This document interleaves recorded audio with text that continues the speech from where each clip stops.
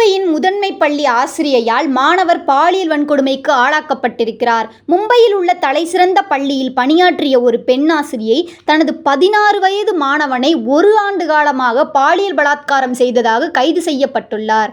இந்த வன்கொடுமைகள் 5 star hotel உள்ளிட்ட பல இடங்களில் நடந்ததாகவும், பாதிக்கப்பட்டவருக்கு மன அழுத்த எதிர்ப்பு மருந்துகள் கொடுக்கப்பட்டதாகவும் குற்றச்சாட்டுகள் எழுந்துள்ளன. மாணவர் தனது உயர்நிலை பள்ளி தேர்வுகளுக்கு பிறகு ஆசிரியை தனது பணியாளரை அவரது வீட்டிற்கு அனுப்பி சந்திக்க வற்புறுத்திய போது இதை பற்றி பெற்றோரிடம் கூறியிருக்கிறார். இந்த ஆசிரியையின் தவறான நடத்தை பற்றி அறிந்த பிறகு அவரை பணியிலிருந்து நீக்கியதாக தெரிகிறது. மாணவர் மன அழுத்தத்தில் சிக்கி மௌனமாகி இருந்திருக்கிறார். பெற்றோர்கள் தொடர்ந்து விசாரித்த பிறகே இந்த வன்கொடுமையை பற்றி கூறியிருக்கிறார். ஆசிரியை விரைவாக கைது செய்யப்பட்டாலும் அவரின் நண்பர் இன்னும் தலைமறைவாக உள்ளார்.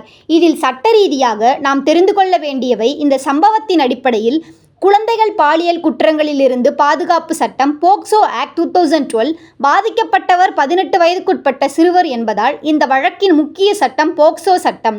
PNS செக்ஷன் 63 பெண் அல்லது ஆண் பாலினத்தவருக்கு எதிரான பலாத்காரம். BNS செக்ஷன் 305 குற்றத்திற்கு உதவியது.